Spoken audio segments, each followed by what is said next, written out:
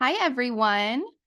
Welcome. We're so glad that you could join us today. I'm sure other people will be trickling in, but I just first I want to get started because I want us to be able to, I want Dr. Ben to be able to answer as many questions as we can get to and share some information with you guys. So I just want to quickly introduce Dr. Ben. He is an amazing resource. So Dr. Ben, if you could just give us a quick overview of who you are, what you do, what you're passionate about, and why you're here.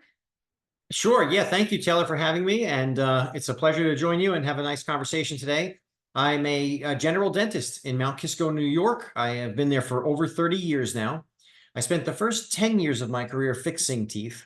And then all of a sudden I pivoted. And once I started learning about early intervention and what was available to children between the ages of 3 and 12 through coursework, I started to treat children early to guide the growth and development so that they could have a different pathway as opposed to the traditional route, which was wait until you're 11 or 12, get braces on your teeth for a couple of years, maybe rubber bands or headgear or extractions. You know, the regular routine that exists wasn't appealing to me. And so it started to push me towards education. And so after about 10 years in practice fixing the teeth, started taking courses to see if there was alternatives to this type of traditional pattern. And there were. Once I started treating kids, then you realize, oh boy, we just helped a child. We have to help the next one and the next one. And then it got to the point where we realized now we have to help all of the kids.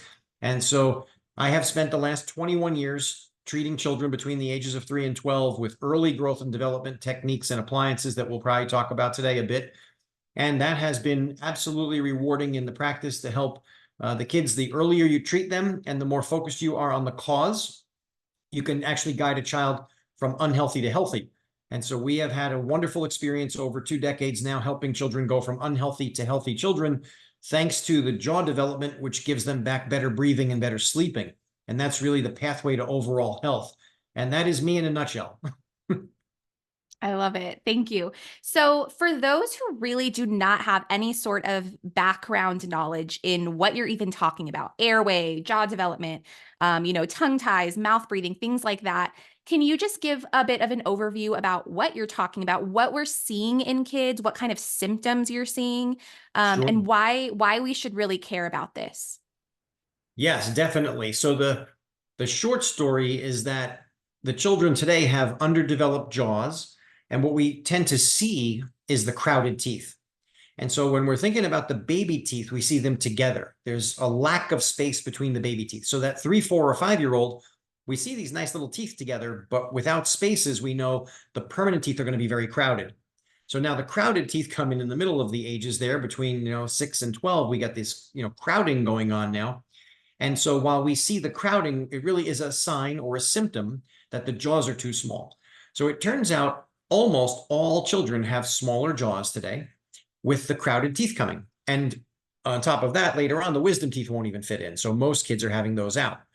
Well, if the jaws are smaller, it turns out that the upper jaw is what builds the nose on the inside. So when your upper jaw is small, your inside of your nose or nasal cavity is small. That makes it difficult to breathe through your nose. When both jaws are small, there's less room for your tongue. And when there's less room for your tongue, the tongue can only be positioned backwards when you close your mouth. So all of a sudden, we have trouble breathing through our nose and getting the air behind our tongue. So the child who has baby teeth together or crowded permanent teeth coming in has smaller jaws, but they really have an airway problem or a smaller airway.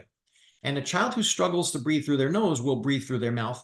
And there's a big difference between mouth breathing and nose breathing. Nose breathing is healthy, mouth breathing is unhealthy. So the mouth breathing child tends to get worse over time. So we see these smaller jaws, poor breathing, poor sleeping, unhealthy child. And the unhealthy child is generally but a category of the more specifics. The top items that we see a lot of are the behavioral category, ADHD. Then we see bedwetting, night terrors, headaches, ear infections, digestive issues, small or delayed growth, asthma, clenching and grinding the teeth, night sweats, a lot of movement at night. We can see restless sleep, children who cannot sleep through the night, so they wake up every few hours, either once or multiple times a night.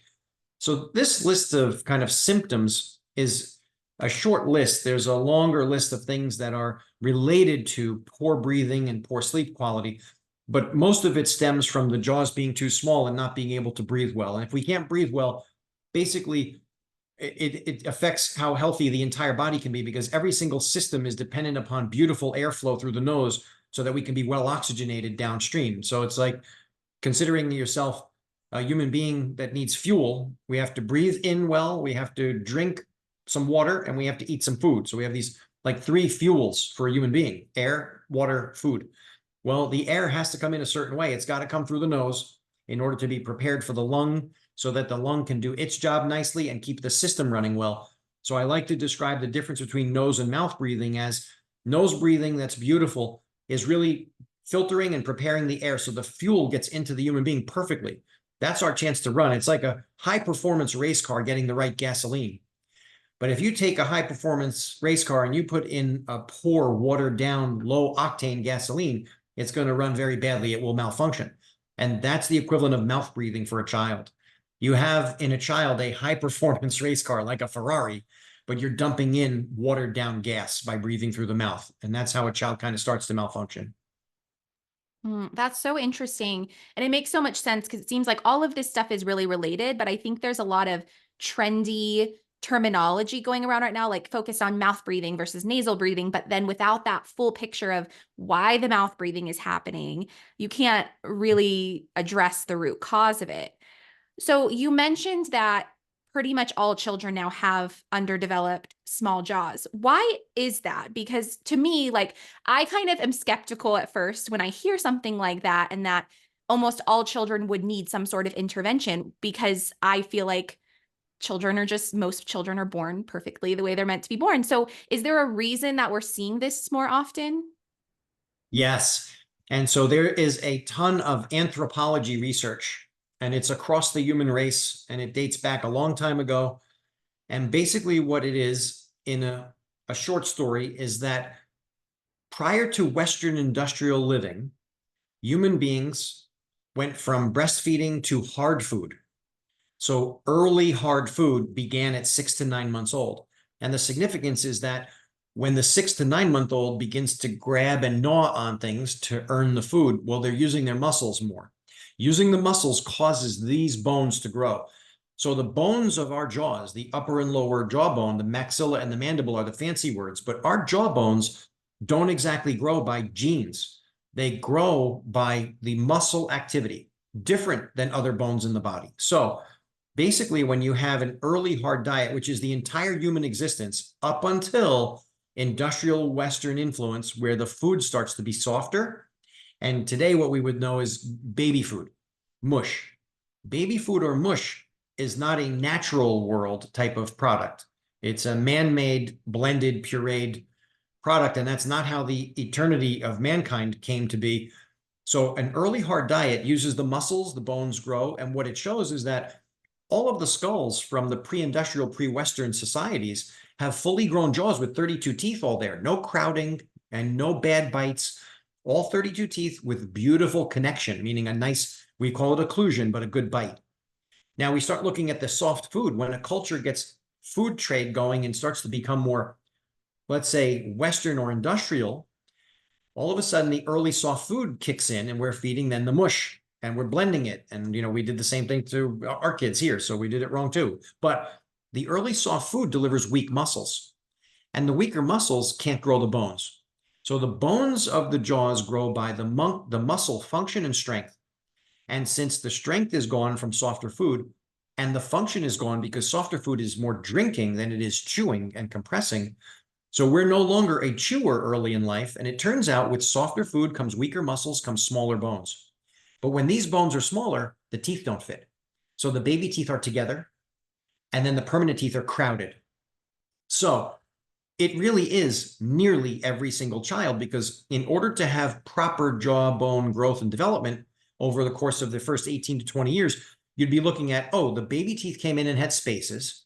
The permanent teeth all came in perfectly. They're well aligned, a perfect set of teeth. And then the 18-year-old, the wisdom teeth came in. We end up with 32 teeth perfectly placed. Now, that was the course of humanity prior to the softer food. So every human had that. So it was 99+% great jaw development and teeth going where they belonged with no discrepancies, no crowding, no bad teeth. Obviously, no braces. But we start introducing the softer food, and there's a pathway with each culture. By the generation, the malocclusion or the bad bites get worse. And it takes one generation at a time. In the first generation, it's like 50%, then 70, then 90. So it jumps pretty fast. In less than 100 years, well over 90% of the children have underdeveloped jaws. And the kids today in our society here in America, we have children who are seventh and eighth generation post-industrial Western living. Our industrial Western living pathway started well over 100 years ago. So the children here are seventh and eighth generation, which means they're going to have smaller jaws thanks to the early soft food. So the early soft food, smaller jaws, weaker muscles, all of this leads to the crowded teeth, but it's not the crowded teeth that are their biggest problem. Their biggest problem is going to be the breathing issue. So the short answer for why the jaws are smaller is the early soft food. And of course, there's a lot of hard soft food diet studies that get done in animal groups to show what's the difference between having hard food early and soft food early. And sure enough, it proves out the model. So when we think about crowded teeth and bad bites, it is not genetic. It's not in the genes. It's in no one's genes to have bad teeth. Basically, it's in the environment. How was the early food? And it corresponds to jaw growth and development. It turns out that 54%, most of our jaw growth and development occurs between the ages of 0 and 2. So 54% is more than half of the jaw growth is 0 to 2, but then from 2 to 4, it's another 15. We get to about 70. So 4 years old, 70% of this growth is done, but it's 0 to 4 where we have this soft food, primarily 0 to 2, then 2 to 4. So basically the underdeveloped jaws, the bad bites, the crowded teeth, the breathing problems and sleeping problems, it's a self-inflicted wound with an early soft diet as the ultimate cause. Mm. So what about the parents who are doing more of a baby-led weaning type approach and they're still Yeah. experiencing these issues with the kids? What would be the cause of that? Yeah. So with baby-led weaning, it starts to introduce, and a wonderful book out there by Jill Rapley and Tracy Marquette, Baby-Led Weaning, How to Introduce Your Toddler to Solid Foods. It's certainly helping to head in the right direction, but the soft food isn't the only insult. And sure enough, the second and third insults that are kind of used in almost all children are bottles and pacifiers. So bottles and pacifiers are near unanimously used across cultures that are Western and industrial nations. So you would have to think about your best pathway in would be, okay, we would have to have obviously the breastfeeding going, then the transition to the harder foods with no use of a bottle, a pacifier, or fingers. And then sippy cups, straws. There's a number of things that kind of change how the lips, cheeks, and tongue will function. And at the top of the list would be bottle and pacifier. They get between the tongue and the palate. They train the tongue to stay low, and keeping the tongue low doesn't help our bones grow very much. So we have this trifecta of trouble is the soft food, the bottle, the pacifier, which all three of my kids had early on. I had to start treating them at age 5 because, their teeth and bites were terrible, just like everyone else I meet. So it turns out there's, yes, a long list of things to do to make it go perfectly, but baby-led weaning is certainly a step in the right direction. Awesome.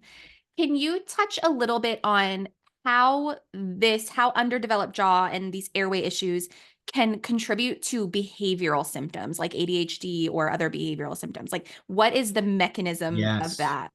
Yes. So attention deficit hyperactivity disorder. So it has a lot to do with focus, right? We've got the word attention in there and then the word hyperactivity in there. So here's how this works. What happens is when we go to sleep at night and we are breathing, if we're not breathing very well through our nose, we have fancy words for that, nasal airflow resistance. So the air might not be flowing very well.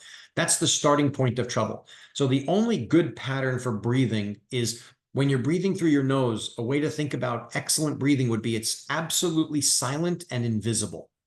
In other words, you shouldn't be able to tell that someone's breathing unless you were like an inch away from them. Like that would be perfect breathing. So a child is laying in their bed and you can't see or hear them breathing. That's a good breathing pattern. Now, once we have airflow resistance and the air's not flowing well through the nose, that changes the functions of the brain. So at night, we have this kind of, all of a sudden, this fork in the road. And on one side of it would be, if we're breathing beautifully through our nose, our brain takes that turn. And what it does is it cleans itself and it cleans the rest of the body. So the brain is a cleaner all night long. But that cleaning action only comes when we are breathing beautifully, and that's part of a proper sleep cycle that someone would have. Now, the alternative to this is we're breathing poorly through the nose, so we have nasal airflow resistance.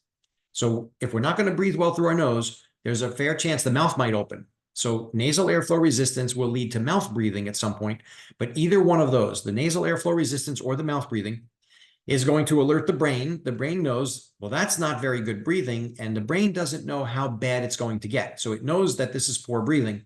It turns off the rest and digest functions, turns off its cleaning job, and it goes into breathing repair work. So basically, the brain tries to do things to help you breathe better. One of the things it does is open your mouth. So opening the mouth to breathe better is subconscious. You don't know you're doing that, but when the air doesn't flow well through your nose, your mouth will open. That's your brain opening your mouth to supplement. However, that's not healthy either. So now your brain knows, well, that's okay. It's keeping me alive. Obviously, I'm breathing, but it's not healthy. So now what the brain does is it has to do different things. And one of the things it does is produces the restless sleep movement. A child will start to move their head and or body because the brain is going to try to reposition you to find, is there a better angle or position for the air to get in better? It's trying to improve your breathing. So restless sleep is related to this. But all of this activity to improve the breathing is under what we would call the sympathetic nervous system, which is what fight or flight is. So the moment you're breathing poorly, your body goes into fight or flight. Fight or flight starts to do things to correct it. But while we're in fight or flight, the brain can't clean itself and it can't clean the rest of you. So now you go through the nighttime, spending your time trying to fix your breathing, but now you're struggling in fight or flight all night long. What that does is it ruins a beautiful night's sleep. So we have to think about sleep in two categories. There's quantity and quality. So quantity, the number of hours. Certainly there's a recommendation for the number of hours a child should be asleep at night, whether it's 8, 10, or 12, based on age. So we're well aware of that. However, the quality of sleep is primarily determined by the manner in which you breathe at night. That would be the number one item. Then, of course, are the lights on? Is it noisy? Is it too hot or too cold? But the number one item for quality of sleep is going to be breathing pattern. Through the nose, proper breathing, excellent quality of sleep. Breathing through the mouth or having resistant airflow through the nose, poor quality. And what happens is there is no quantity of sleep that can make up for poor quality. So there's no such thing as sleeping longer to make up for a poor quality night's sleep. The quality night's sleep is significant because it kind of changes the brain's function. And it turns out the research shows that when a child is breathing poorly at night, it affects everything from their cognitive issues all the way through the neurological, behavioral, and a lot of this was done by a Dr. Karen Bonnick. And so what we learned from her research was that children who mouth breathe or worse at night have lower IQs than children who nose breathe while they're sleeping. And that being the only difference between those children, that's a big issue. The other thing we learn is that the behavior is different, but now the mechanism is interesting. So here's what happens.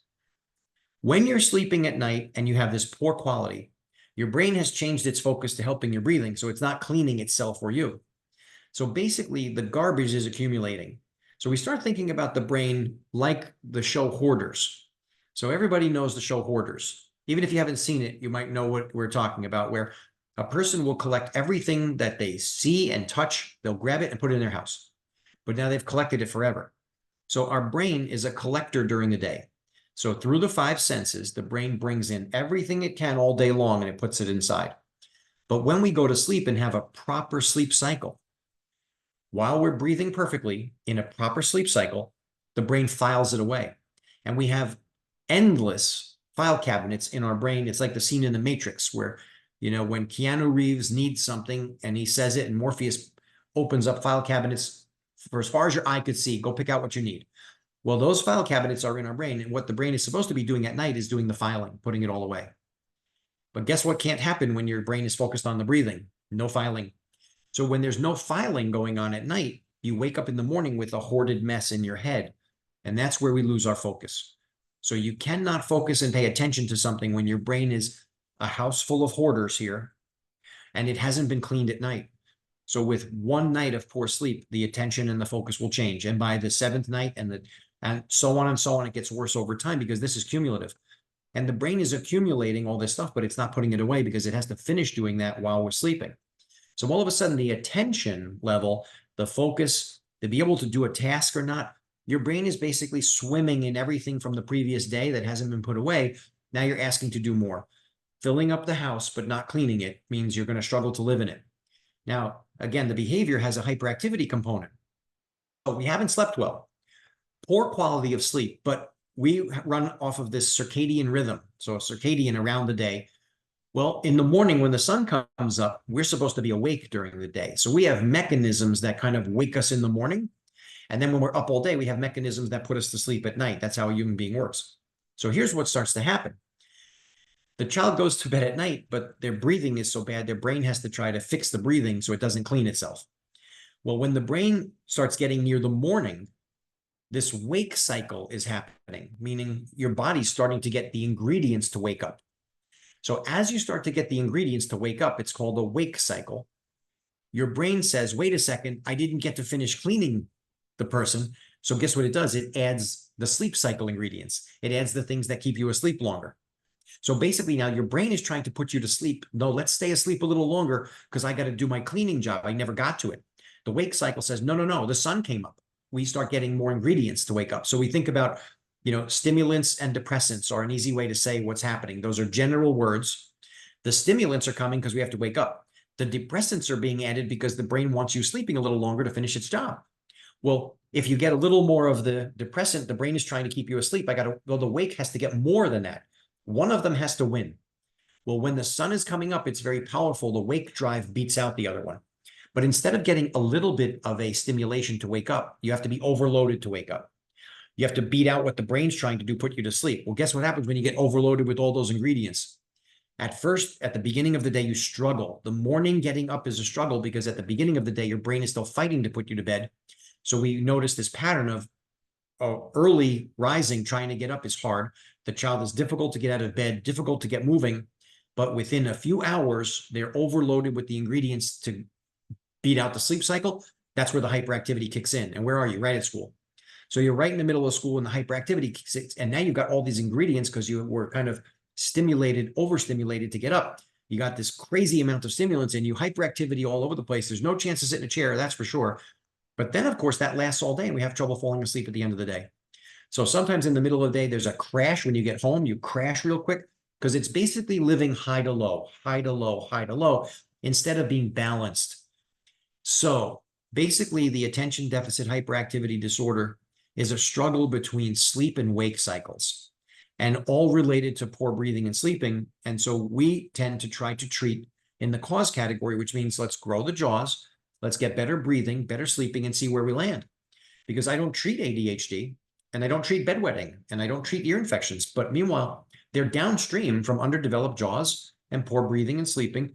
So we do treat in our lane, which is the underdeveloped jaws, the malocclusion. But I know I can take a day to teach that entire cycle. I hope that was short enough, but understandable enough for the audience that it's a real sequence of events. The sleep-wake cycle struggle is what delivers the ingredients that gives you the focus and the hyperactivity stuff. Yeah, thank you so much for explaining that. I have never heard it explained in depth like that, like the mechanism of how that happens. And that is incredibly interesting to hear, because I know there are a lot of people, including like pediatricians and doctors, who kind of deny that the mouth breathing and things like this can cause behavioral symptoms like ADHD.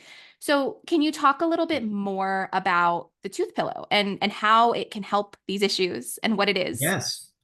So I would love to introduce Toothpillow. I'm going to do it in kind of my story, how we got there, because in using guidance appliances in children for 2 decades in my office, we were able to see the effect it can have on a child early. So guidance appliances, nasal hygiene, myofunctional therapy, that's big fancy words, orofacial myofunctional therapy, big fancy words for physical therapy of the head and neck, basically reworking the musculature to behave properly and be at appropriate strength. So when we started combining these things over time, we noticed that, oh, this has an incredible effect on the kids. Not only do you see the teeth getting better, because that's like the one thing you would notice right away. Wow, crooked teeth are straight, right? Things like this. But meanwhile, the important part was, well, all of a sudden, well, my child stopped bedwetting. My child doesn't have ear infections anymore. My child doesn't have a behavioral problem anymore. My child doesn't wake in the middle of the night anymore. My child's not having nightmares anymore. In fact, they're dreaming now. My child doesn't have headaches anymore. My child doesn't have digestive issues anymore. My child doesn't sweat at night anymore. The list of things that just goes on and on and on. All of a sudden, we're doing appliances, exercises, and nasal hygiene, this combination of three things to help a child kind of redirect the musculature and the breathing to grow better, because we understood what the cause was. Once I had learned where this came from, if our jaws are too small because the muscles were weak and dysfunctional, treating the cause means working with the musculature, not just waiting till 11 or 12 and trying to force the teeth straight with a set of braces. That does not treat the cause. That treats the symptom. The teeth are a symptom. So we started doing this. And then after about a decade, I started to teach it. So 1 decade of this, I started teaching it to other people because you don't learn any of this in dental school. So you start teaching to other offices.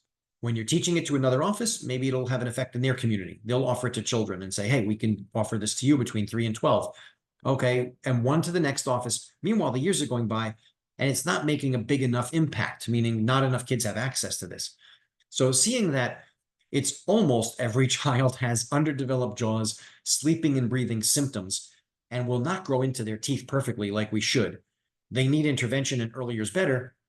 The group of us that we call ourselves Toothpillow, the founding members of Toothpillow, got together to try to solve for access. Number one, access meant, could we build this on a platform that would be remote, or teledentistry is the big fancy word, where we could monitor this remotely so that any parent anywhere could look into this, decide if it's a good option for their children and their family, and say, yes, I would like that, and not have to travel hours or even states away to someone that offers it. So we built it as a model to solve for access, and then affordability kicked in too, because it turns out it costs a lot less to do this remotely instead of going to an office. So Toothpillow is basically a remote model of what I and other doctors have been doing in their practices for decades. And since we do it in our practice for decades, we're already aware of what it might mean for someone who comes from a distance. Let's say I treat someone locally, but their family member lives in California. And so I'm in New York. So I treat a family locally and they say, my in-laws are in California and their kids have these things. Can we do this for them? I say, of course we can. Is there anyone near them? No. Okay. Guess what they do on a holiday? They come to New York on a holiday. We see the child, we give them, and we start, and I just monitor them from a different state now. Now they're in California and I can treat that child with photographs. So all of this put together, we realized we don't even need an office visit to do this. We can do this remotely. It doesn't take an impression to make the guides. So Toothpillow is born basically to solve for access. Anyone, anywhere can do it. It's a full remote treatment. And what it involves is guidance appliances. So we'll be able to send an appropriate guide to a child to use. Myofunctional therapy, which we built into an app. So we have a website, we have an app for the parent to be in, so we can do myofunctional therapy via Zoom, and we can work with the myofunctional therapist live and remote. And then the nasal hygiene, between support techniques and products, we can get that child and parent to help clean that nose nicely so we have a really clean nose. Combining those three things makes what is Toothpillow a remote opportunity to have early attention to your teeth and your bite and your jaws, so that if you could redirect and have better growth here, you could be better breathing, better sleeping. Downstream are the things that happen that can be symptoms and start to heal. So yeah, it was, almost 2 decades in the office leaning towards this could benefit every child, and we may as well start to offer it to more people. So Toothpillow was born to give access to people who have no access to this. Amazing. I love it. I also just wanted to say, if you're in the audience and you have a question, feel free to type it into the chat. And when Dr. Ben is finished, we'll get to questions at the end. Okay. So what does the tooth pillow look like? Do you happen to have one? And, so it's okay if you don't, Oh, I but wish. how does it help? I actually have one Sure. upstairs. I could go run and grab my son's. So yeah, so I don't have one on my desk in front of me, sadly. That's crazy. It looks like if you were to pick I'm one going to up. go grab mine, my Okay, I'll son's. talk. I'll Okay. distract them with my charm. So if you picked it up and held it for a split second, you'd look at it and say, oh, that looks like a football mouth guard, or my kid could play lacrosse or field hockey with that in their mouth. It looks like a sports guard. However, the guidance appliances have a particular shape and size and contour. And so there they are. Bree has a few to hold up on the screen so you can kind of see what they might look like. So the appliances have shape, size, and contour, and the purpose of the guide is to help redirect breathing and musculature. So when you wear your guide, automatically when the guide is in, you have to start breathing through your nose. So now a lot of children are stuffy and have, nose breathing issues. So we know that. So we have to do nasal hygiene first. So we do blow our nose. We use natural nasal sprays, simple saline or the clear products with xylitol, if that's agreeable. Clean your nose out. Then you put your guide in, and the guide will help you to start to train that nose breathing. Now, basically, as we start to do nose breathing, that helps automatically. That is proper breathing. It's a piece of growth and development. When we have our guide in, the tongue can only function properly with the guide in. So the guide starts to retrain the tongue to be going up and down instead of staying low or going side to side. So the little guardrails on the inside keep the tongue functioning properly. We would like the tongue to operate in an upward motion and living in the roof of the mouth. So we have a pathway to keep this tongue all the way elevated to the top and swallow appropriately. So with a guide in place, you can only swallow appropriately. That changes how the swallowing pattern happens, which changes how your growth and development of the jaws happens. When the guide is in place, the outer flange gets between the teeth and the lips and cheeks. So it has this border that pushes away the lips and cheeks because we don't want the lips and cheeks involved in swallowing. If they are involved in swallowing, it squeezes us in. We grow the opposite way. So then all of a sudden we are going to be too small, crowded teeth. So basically when you see crowded teeth, it's the result of the muscle dysfunction. The tongue is weak and doing the wrong job. The lips and cheeks get stronger and are doing the wrong job, and we need to reverse that. So we need the tongue functioning all the way to the roof of the mouth. We need the lips and cheeks pushed back away from, and all of a sudden we start to grow in a different direction. Then, of course, it's got the slot in the middle where the teeth fit into.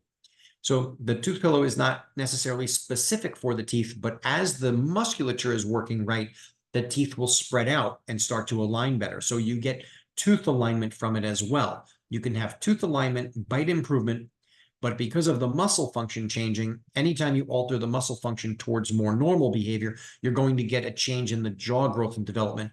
And we have pictures on the website showing kids who have used it from age 3 or 4 all the way through with kind of befores and afters to give you an idea of changes over time that we witness from using the guides. So that, again, there is the short story on what we're doing with the guide wear. And we ask the kids to wear them for 1 to 2 hours in the evening plus bedtime. And 1 to 2 hours in the evening and bedtime adds up to very nice success over time in redirecting the teeth, the bite, and the jaws and the breathing to grow better. Awesome. And I brought my son's, I don't know if you can see this very well. It's Sure. it has wear and tear. I know you've talked about I've seen on your Instagram account how that's normal, like that's a normal part of the process, but that's like Sure. where the tongue tab, is that what it's called? The tongue tab? Yes, the tongue tab. That is a little button right at the top that the tongue loves to play with. So we teach the kids to press it. And they start learning to press that tongue tag, and it drives the tip of the tongue right into the front of the roof of the mouth there. And that's a really good spot for the tongue to be. And it turns out once they start to play with that tab, they tend to do it as a repetitive motion. It's part of helping the tongue get all the way to the roof of the mouth. Yeah, it's a nice feature. Awesome. Okay. Dr. Ben, do you have anything else you want to share before we move into answering some questions? Let's go to the questions, and we'll share more with the questions. Yeah, Okay, perfect. Okay, so I'll just read some to you here. sure. Any comment on doing expansion prior to tooth pillow versus starting with the tooth pillow? Yes, sometimes that's necessary. So I can give you like the division of the children. So I have the 2 decades in my practice as my basis for how tooth pillow kind of works. And so what we think about is it's the same pattern as the in-office care. So with tooth pillow, when parents submit their children for review, we have to screen those kids. And the screening means that we're going through the photographs and the information that a parent will send in to see, are they a good candidate for this?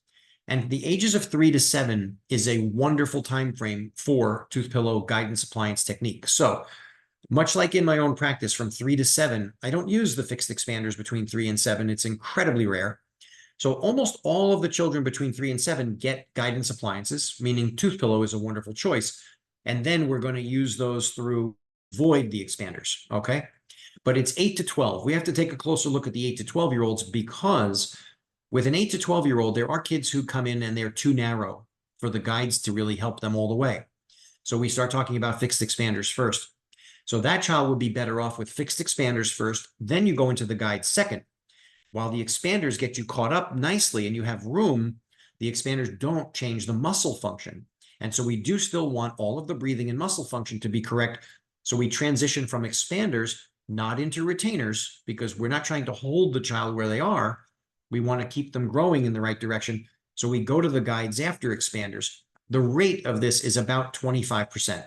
So 8 to 12-year-olds, it turns out about 25% of them need fixed expanders first. And 75% of them could go right into guidance appliances. And that formula has proven over 2 decades in my practice, but also now we have screened over 6,500 children for Toothpillow. And basically now we have a pattern of similarly about 25% of the 8 to 12-year-olds should have fixed expanders first, then go into the guide second to help with the breathing and musculature to continue the growth and development. So how would that work virtually? Is there a way to assess that and know that a child would need the expander first, even just with the virtual assessment? Yes. So we ask the parents to fill out a full sleep breathing questionnaire. So, of course, we have the age of the child. So now we know where the age falls into. Then the sleep breathing questionnaire is a good 20 to 25 different things that we ask to learn about the child. And the answers are recorded as never, rarely, often, always. So we start learning about the child. Now, of course, between 8 and 12, the more significant the symptoms are. If we're in a lot of the often and always column, then we look at the photographs to see, well, what level of crowding do we have? Because the 8 to 12-year-old has the mixture of teeth. Their front teeth are the new ones. So now we can see how bad is the crowding and how narrow does the arch look and how vaulted is the roof of the mouth? How far up is that? So when you're looking at those things, there are kids who are very narrow, very crowded, and have significant symptoms. That's usually what adds up to we should have expanders first and go to Toothpillow second. And the kids who are in the more milder category, mild to moderate, okay, not so crowded, not so vaulted or high palate, the symptoms are mild, go right into the guides and you'll do just fine. So we have that delineation there in the screening process. Great. Okay. If started in a 4-year-old, do they typically have to do it again when they're older? So a 4-year-old would go through an initial guide, which would be a starter appliance, and go from 4 to 6. Now, 2 years of that, and you'll transition to the next level guide. And then all of a sudden, what happens is there is a guide for baby teeth, but then there's the guide for the mixed teeth when the new ones start coming in around 6. Then, of course, when you hit 7 or 8 years old, we have more permanent teeth in the front. So the guides then have to start being measured. We have a proprietary tool that a parent can take a picture against the teeth to then choose the size of the guide, because they're not made by impression or any type of scan. They're made by measurement of the teeth. And that's the predictor of the size of the jaws as they should be to hold all 32, by the way. We'd like to have all 32 as a goal. So we have this pathway to go from one to the next. So if you were going to an in-office treatment and you showed up at age 4, there would be a fee structure to take that child from 4 to 12, because the goal would be to use an appropriate guide along the way to gain that child all 28 teeth right where they belong with perfect jaw growth and development, a beautiful bite, no symptoms, and that would be an in-office treatment. If we're coming into Toothpillow, we can provide 24 months of care. So we follow the child for 24 months, and the age they start, we get them through an initial round of 24 months. But now if you have the proper breathing and proper musculature, you should be growing really well on your own. However, we try to leave the child set up with an appliance that can go for years. So it turns out the appliances are not necessarily form fit because a child is constantly growing. So the appliance has to allow the musculature to do the work to grow your jaws and accommodate for growth, not be form fit. So it's not appropriate. It is contraindicated to make anything that is form fitting a child that can't change in size, because that only holds them where they are. So these appliances are not based on the actual size of that child. It's based on the type of teeth you have and designed to help the breathing and musculature to grow your jaws. And then the sizes of the guides really only matter what teeth do you have? Are you in baby teeth or mixed teeth? And then eventually towards the end, you have guides that have exactly the teeth sizes you have, so you can do perfect straight teeth by 12. So Toothpillow is a 24-month process, and we help that child get an improvement and a big change in direction to where they should be. And within 24 months, almost all of the symptoms can be resolved with really good, consistent use. In our own population in the practice, which again is 2 decades, we don't have any children that go from the guides early, like 3 to 7 years old, and then need an expander later. The moment you get started in the right direction, you're going to avoid a set of expanders. So that's wonderful. The kids who come in between 8 and 12, we're trying to use those guides so they can avoid the braces. And we have a significant percentage of kids who never see braces because they use the guide so well that you get all the growth and all of the alignment of the teeth, and you don't need to have the braces then. So is what you're saying, just to clarify, that if you start your children earlier, like before that 6 or 7 age range, then it's less likely that they'll need an additional appliance beyond the initial guide one that they have? Sure. And so the way we have this structured is that it is such an affordable fee to use.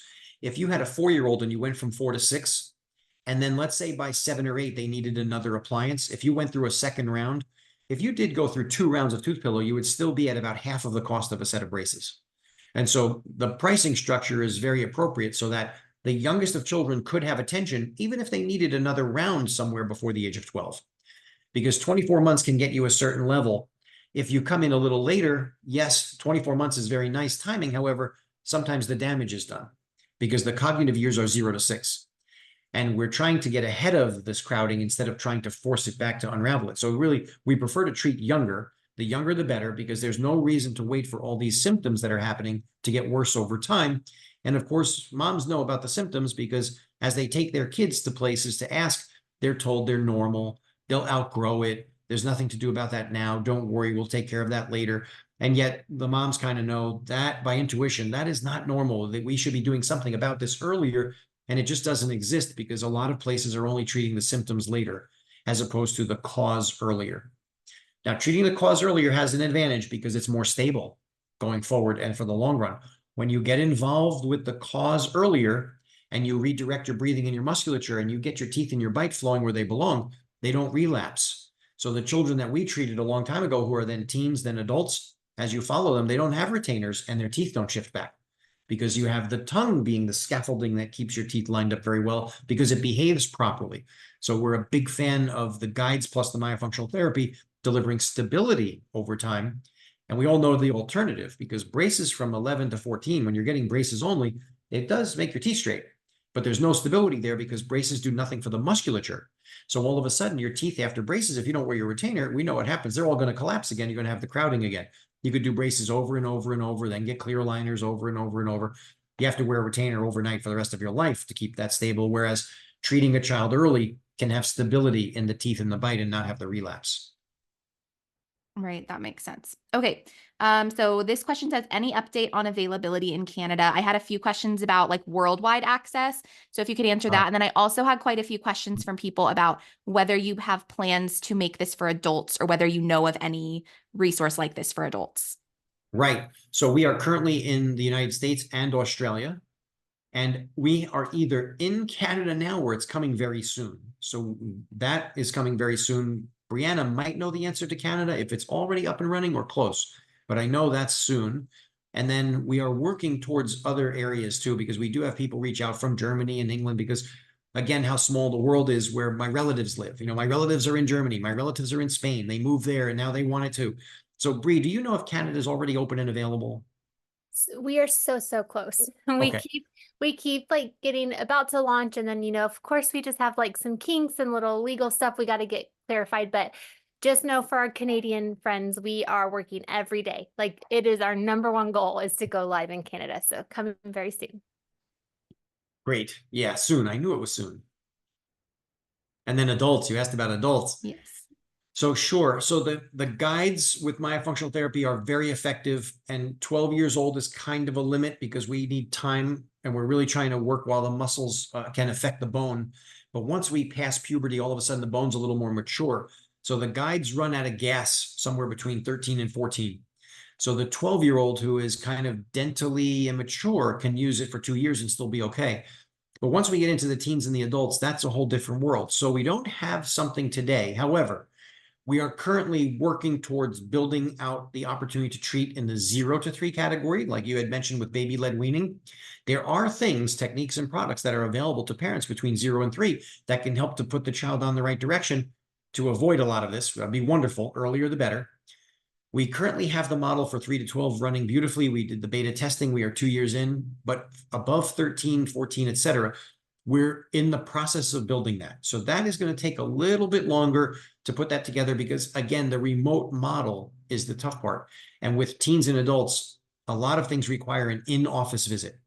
So we're trying to figure out, how do we bring this to the masses with the least number of office visits possible, because very few offices offer these techniques. So we're in the process of building that out. The answer would be yes, we hope to be able to treat teens and adults soon. Awesome. Good to hear. Okay.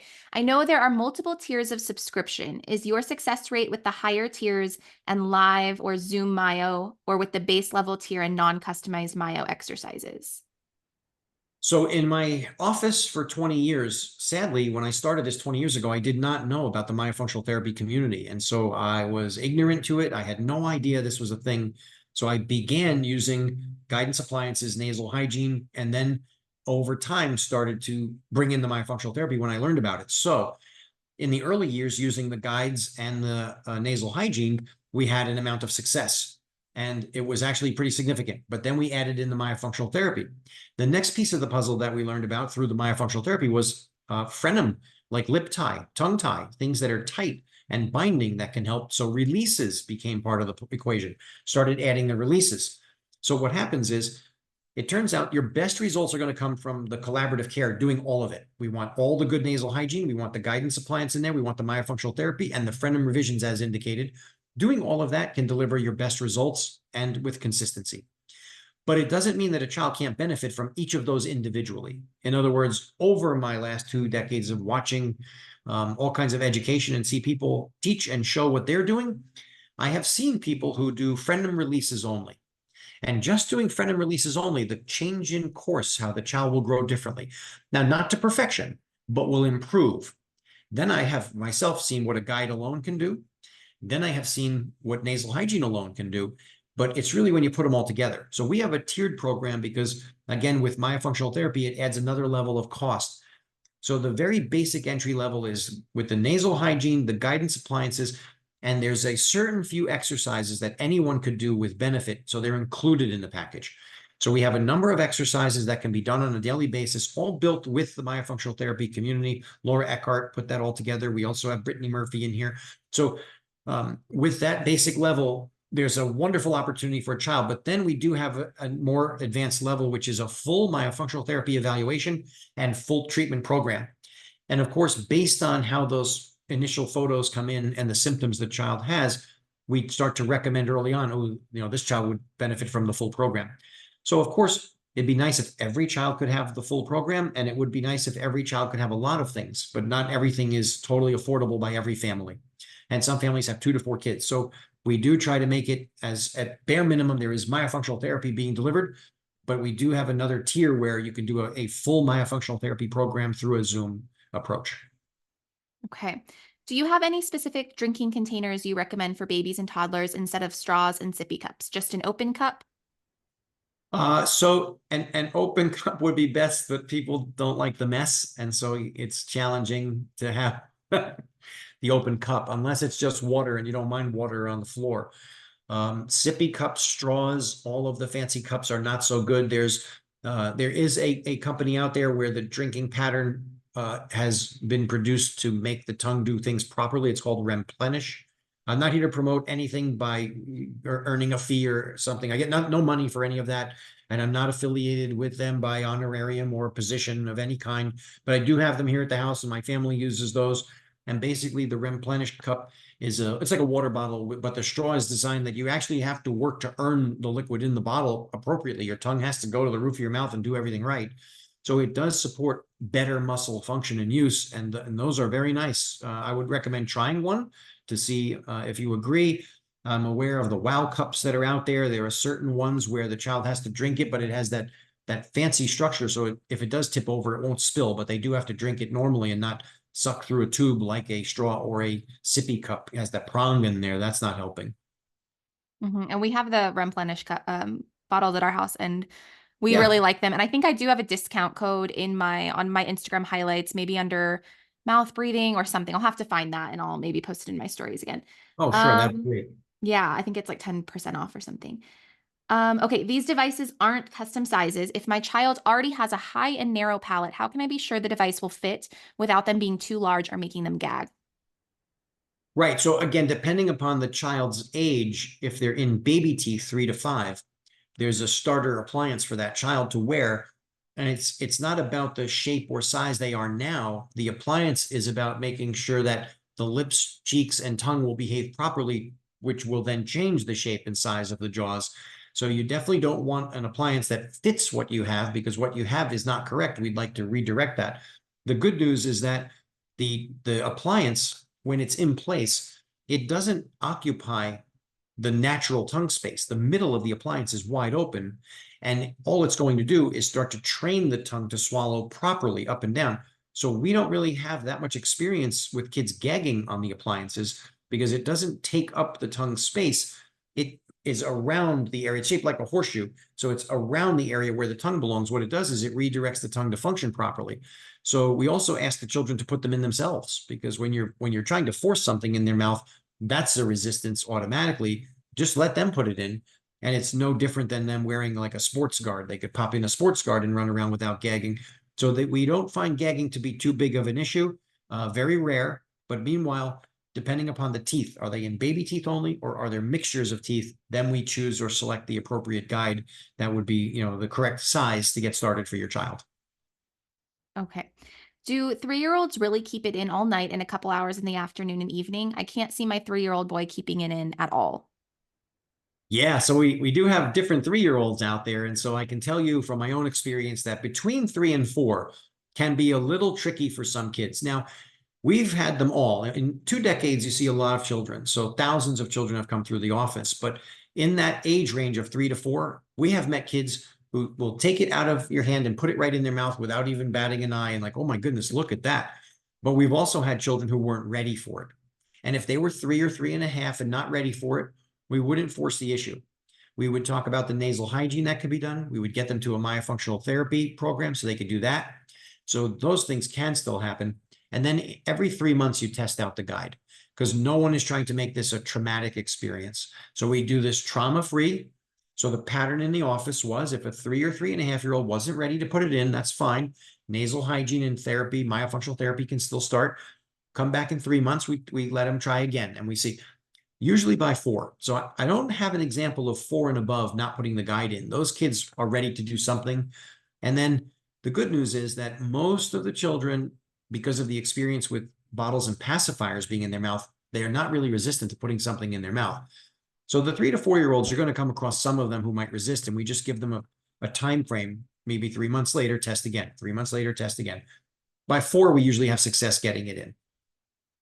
And I will just say, I started my son at 3. He was like 3.5, and I didn't think that he would wear it. And he surprised me and wore it all night the first night. Didn't really have an issue. He does have a sister, an older sister, who has a Healthy Start appliance. So speaking of that, can you just briefly talk about the differences between, like, is there a big difference between this appliance and the Vivos or the Healthy Start or MyoBrace, or are they all kind of similar? Similarities. So you have similarities. They're all basically removable guidance appliances for children to use between 3 and 12. Certainly, there are different companies that make them, and we actually source our guides from 2 different companies.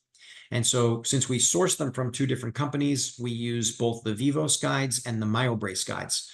And so those are, 2 of the guides I have used for a tremendous amount of time and had great success with those.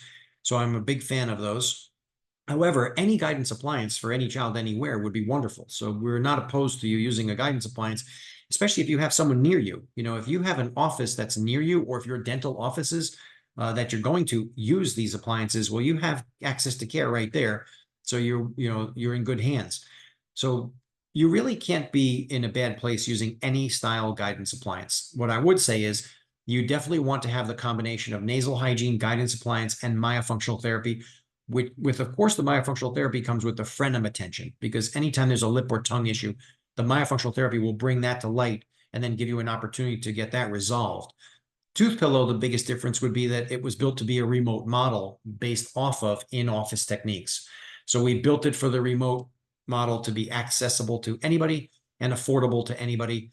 And sure enough, you combine the things that work and have worked for the longest for me. And so now I'm the happiest, to be able to deliver this to anyone that sees this as a good choice for their child. We're happy to help you.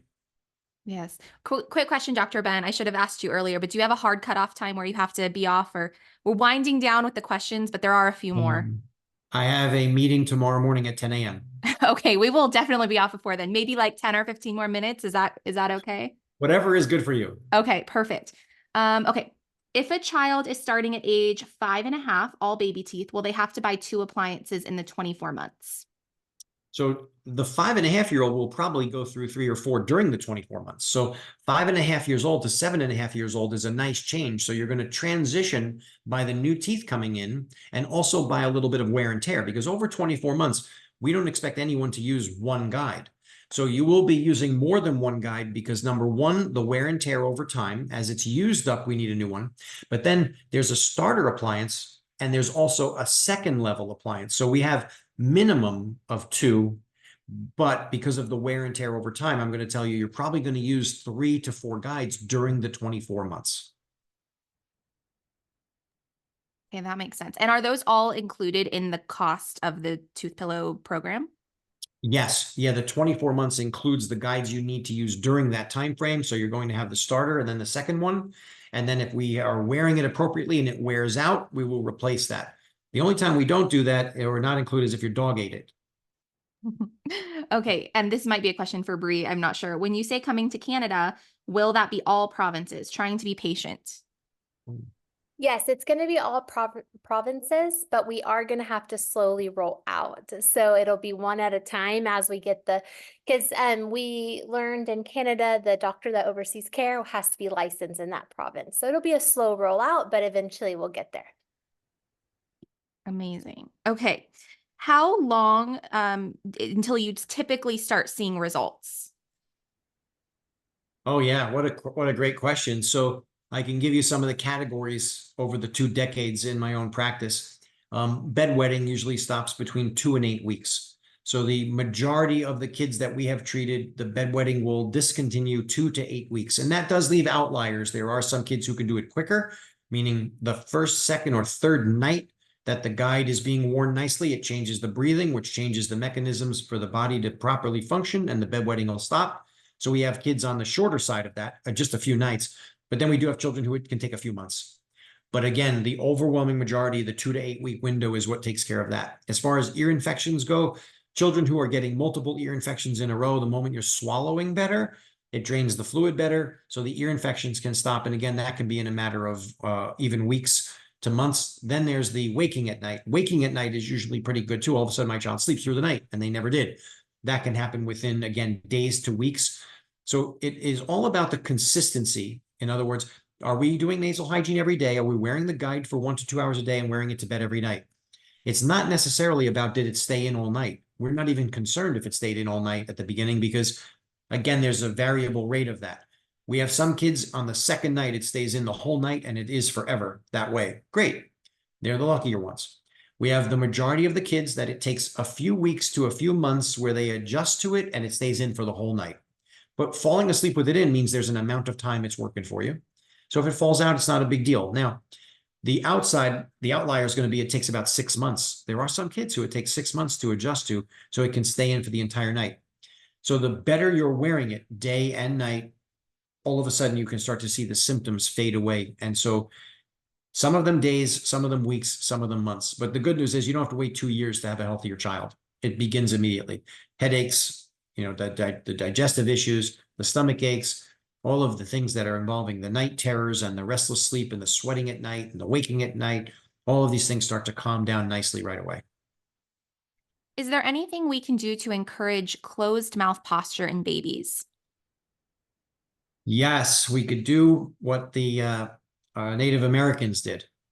So the Native Americans were documented by a person called George Catlin, wrote a book, Shut Your Mouth to Save Your Life. And this was he wrote this in the 1800s, but he went and stayed with Native Americans and he followed them around from South America to North America. And he recognized the pattern that the cultures would do was after the breastfeeding, what they would do is observe the infant's lips. And if they separated, they put them back together. And then they would let go. And if they stayed together, great. But if they opened, they'd put them back together. Basically, they did not allow an infant to nose breathe. And they just did with a soft little gentle, it was this. And it's documented in his book very nicely how Early on, when you do that early on, it trains the nose breathing, and then it never happens. There is no mouth breathing later on. So you have, again, the advantage of the breastfeeding followed by hard food, but then also the Native American cultures would not allow the lips to separate in an infant, and basically forcing the nose breathing. And that's not every single child needs that. It's just the occasional time the lip would separate, we put them together. So even the little bit of attention to the lips, you can put them together, but that does not mean tape them closed. Right. Yeah. I've also heard, Dr. Ben, from some myofunctional therapists to just like gently put a little bit of pressure on the soft palate, the chin, and get the tongue to suction up as well. Yep. Under the chin is nice too. I was just describing from the book that was fascinating about Native American culture. Yeah, that's really interesting that they knew Yeah, that they knew that was mouth important. breathing was very bad for you, and they would not allow it. And it wasn't every baby. This isn't like every baby's being held. The occasional time where an infant's lips would separate, they put them back together. So it was just, it wasn't allowing it to happen even 1% of the time. Yeah, Mm. very impressive. Okay, difference in care with virtual tooth pillow versus in person. Like, what are the Oh, differences? sure. Is in person, if you do have a local provider, is it better to go with the local provider? So there is nothing wrong with going to a local provider. If you can have in-office attention, we're all for it. We believe every child needs to be treated. And so, to have early attention in office is a wonderful opportunity. If you have someone near you, then you have an opportunity to be seen in an office. One of the advantages of Toothpillow will be the affordability. And so certainly affordability is a piece of, the puzzle for some people. And sure enough, this will cost you less. However, in office would mean that as you're paying more, you're getting more, because someone who comes to my practice, if you're 4, I'm going to treat you till you're 12. So we're doing growth and development from 4 to 12. So you're going to get all of the appliances and everything you need, and that will account for the cost change. Because again, it's a fraction of the cost to go through Toothpillow, but understandably, I'm only then getting a 24-month segment. So we have this smaller investment for a section of time to put that child in the right direction. Whereas in my office, we don't send you out after 2 years. We just move on to the next, but now the fees are appropriate to take you all the way to 12. So you're paying a multiple to come to the office to do it.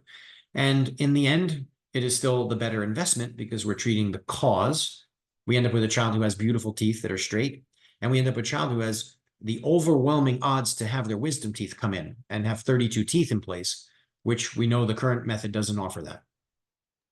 And I would just like to add, just based on my personal experience going with our local dentist with the Healthy Start appliance, and then also having my son do tooth pillow, I think it also depends on the local dentist and their airway training, because I'm not sure like if all of the appliances have specific training programs that they make sure dentists who are providers go through. But our dentist, I don't think that he really specializes in airway, and he just basically provided the appliance, did not recommend myofunctional therapy, did not recommend, nasal hygiene, anything like that. And he can't really answer a lot of my questions. And so I think it's just important to kind of look into the background and training of the local dentist because they might just be a provider, but not have a lot of the knowledge base to actually support. And I have found that the support just personally through Toothpillow virtually has been better than the local support.